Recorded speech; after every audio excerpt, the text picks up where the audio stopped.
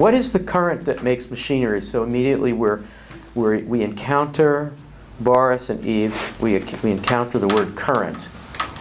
Eves, will you start spinning off possible definitions and connotations? Because it's a very big word. I'm going to be honest, when I first read this poem, I literally was like, absolutely, that's electrical current, and then just moved on, and I didn't think there was like a question about good. it. So Eves says, well, I saw current and I realized it refers to electric current. By the way, without knowing anything else, what is current? How does current, electrical current, associated with a long dress? We could look up from the page. I mean, I just thought like a sewing machine. I did not think of a sewing machine. I thought of like industrial machinery, like really big industrial machinery. Current in combination with fashion, I thought, is current fashion. As in? As in modern fashion. Modern. Can you be? Or just at the time, present, whatever is in Trending. Trending. This definitely evoked a sense of like the Industrial Revolution to me, with the long dress and the fashion that women were wearing generally during that time period.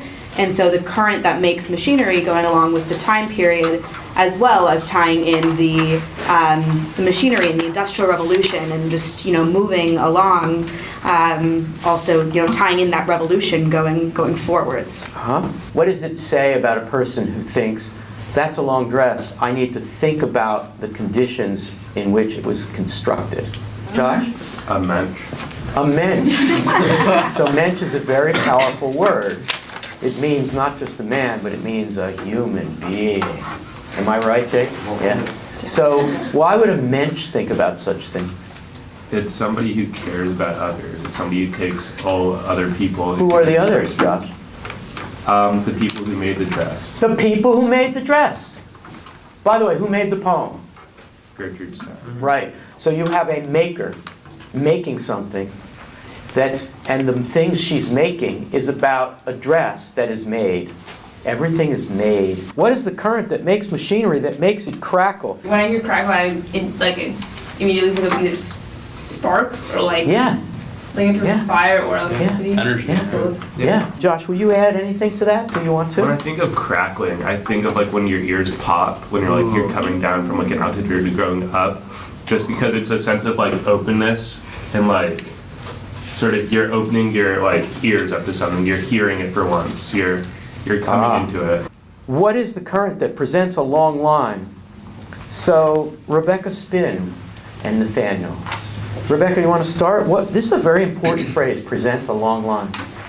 It's interesting to me because I get stuck on presents and the multiple different meanings of present, meaning it shows a long line. It could make a present of a long line, present time, creating a long line. There's a lot of different ways it could be interpreted. Yeah, very nice. And so when in this circumstance, when I read it, what is the current that presents a long line? I'm hearing shows and creates a long line. Now, when we're talking about a long dress, what are possible connotations of the word presents? Presentation. Presentation in what sense? I mean, what first comes to mind is the presentation of the actual object that's being made. I honestly think of an assembly line or something like that. I think of like a conveyor belt, even though that's probably like just automatic. If I weren't tethered to a microphone, I would run over there and high five you, because that was really great. Can we work on a long line? What's line? It's a very powerful word. Let's give Nathaniel a shot and then Shira. Is sort of meta-poetic. It's meta-poetic, meaning it seems to refer to the poem. Poetry is really unique in the sense that in prose, who determines the line? The margins. The margin that you set. So you determine it, but when you reach the end of the line, there's an automatic line ending. But poetry is the one field of writing where what? The margins are defined by the decision to break it rather than the being forced to break it. And there's no more space. So the line has nothing to do whether there's space or not. The line has to do with the poet saying this is the end of the line. So a long line in this poem refers to, metapoetically, it refers to the line itself. Who presents a long line? Gertrude Stein. And this is a prose poem. So in fact, It is not lineated. It's very complicated. Okay, and the other line, obviously, is Rebecca Spin? That of the dress. That of the dress. So it presents a long line. Now let's examine just a little further, and then we're going to move on. Line in relation to fashion. Well, there's several things it could be. It could be a line of thread within the dress itself. Yes. You're such an expert. This is great, Balin. And What else? Also, there is such thing as a fashion line, a collection of clothing. Okay, now we need to examine that. The spring line, the summer line. So if so-and-so, who is a designer, comes up with the fall, well, let's say now, spring line. Line means what? Sarah, line means? I mean, when you see a magazine and it says like I think clothing line, I think of like a brand. So branded means profit, it means commercialization. Necessary waste. Lily? Well, so I think for me, aside from the title where dress is obviously a gendered item of clothing, not saying only women can wear dresses, but conventionally a very gendered piece of clothing.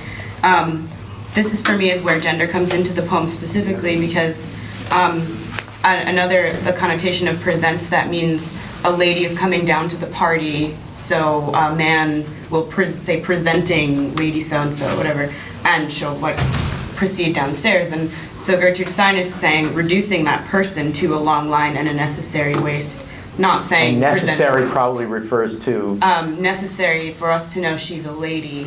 She's been cinched in, she's wearing a corset, she's got a necessary waist. The dress is so long, and the thing that makes it a dress and not a piece of fabric is the fact that it's been cinched, because it is so long that it's not got the same kind of shape we would think. It probably doesn't have a neckline that's that deep or whatever, but it's just got a waist that nips in, so you know that's a woman.